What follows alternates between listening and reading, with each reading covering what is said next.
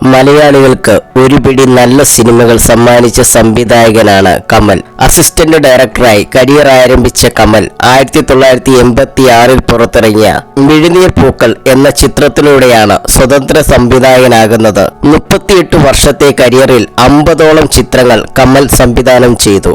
ഷൈൻ ടോം ചാക്കോയെ നായകനാക്കി ഒരുക്കിയ വിവേകാനന്ദൻ വൈറലാണ് എന്ന സിനിമയാണ് കമൽ ഏറ്റവും ഒടുവിൽ സംവിധാനം ചെയ്തത്. കോവിഡ് വന്നതോടെ എന്താണെന്നറിയാതെ ആകെ ബ്ലാങ്കായി നിൽക്കുകയായിരുന്നു താനെന്നും ആ സമയത്ത് ഒരു സിനിമ പ്ലാൻ ചെയ്തിരുന്നുവെന്നും കമൽ പറയുന്നു.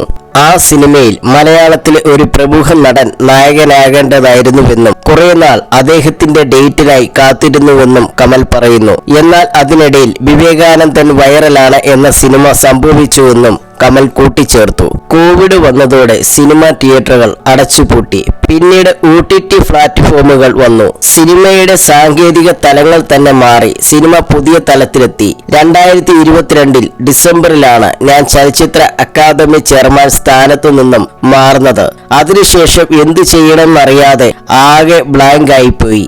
മലയാള സിനിമകളും മറ്റു ഭാഷയിലെ സിനിമകളും ഞാൻ ആ സമയത്ത് കാണുന്നുണ്ടായിരുന്നു. എന്നാൽ സിനിമ അതിന്റെ പുതിയ സ്വഭാവത്തിലേക്ക് മാറിയിരുന്നു. നമ്മൾ അതിശയിക്കുന്ന തരത്തിലായിരുന്നു മലയാള സിനിമ മാറിത്തുടങ്ങിയത്. ആ ഘട്ടത്തിൽ ഇനി എന്ത് എന്ന ചോദ്യം കുറേ നാൾ എന്നെ അലട്ടിക്കൊണ്ടിരുന്നു. പലതരം സിനിമകളെ പറ്റിയും ചിന്തിച്ചു. എന്നാൽ അതൊന്നും ശരിയായില്ല. ഇതിനിടെ ഒരു സ്ക്രിപ്റ്റ് എഴുതി. ആ സിനിമയിൽ മലയാളത്തിലെ ഒരു പ്രമുഖ നടൻ നായകനാകേണ്ടതായിരുന്നു. അദ്ദേഹത്തിന്റെ പേര് ഞാൻ പറയുന്നില്ല. ആ സിനിമയ്ക്കായി അദ്ദേഹത്തിന്റെ ഡേറ്റിന് വേണ്ടി കുറെ നാൾ കാത്തിരുന്നു. ആ സിനിമയായിരുന്നു ഞാൻ ആദ്യം ചെയ്യേണ്ടിയിരുന്നത്. അതിനിടയിലാണ് വിവേകാനന്ദൻ വൈറലാണ് എന്ന സിനിമയുടെ കഥ കടന്നു വരുന്നത്, കമൽ പറഞ്ഞു.